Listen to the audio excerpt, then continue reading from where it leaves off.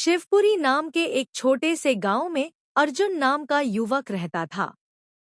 अर्जुन बहुत अच्छा बांसुरी वादक था।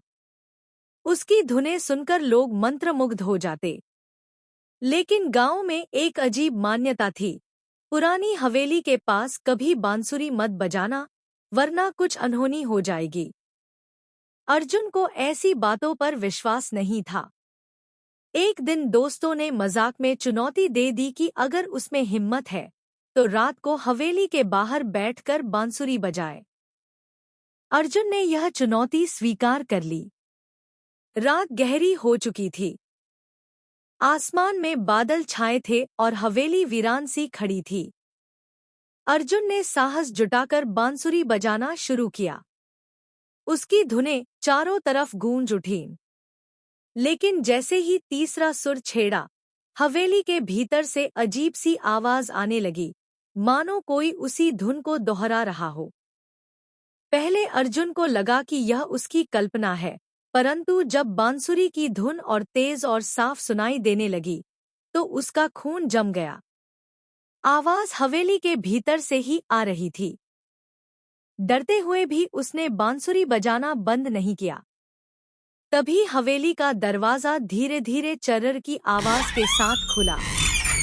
अंदर अंधेरे से एक लंबी परछाई बाहर निकली।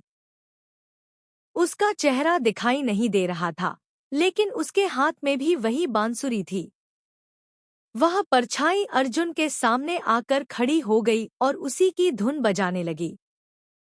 फर्क बस इतना था कि उस बांसुरी की आवाज में मौत की सिहरन थी।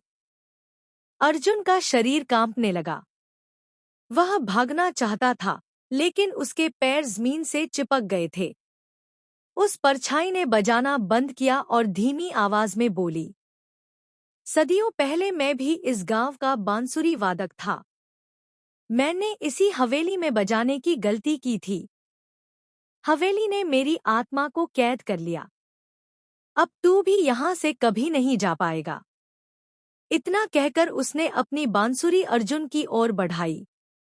जैसे ही अर्जुन ने अनजाने में उसे छू लिया, उसकी आंखें सफेद हो गईं और उसके चेहरे पर अजीब सा सन्नाटा छा गया। अगली सुबह गांव वालों ने देखा कि हवेली के बाहर कोई नई बांसुरी रखी थी। अर्जुन कहीं नहीं मिला। लोग कहते हैं कि अब वहां से दो बांसुरियों की धुनें सुनाई देती हैं, एक अर्जुन की और एक उस पुराने बांसुरी वादक की। तभी से गांव के लोग मानते हैं कि हवेली अपने पास हर उस आत्मा को रख लेती है जो वहां बांसुरी बजाने की गलती करता है। कहानी अच्छी लगी तो चैनल को सब्सक्राइब करें।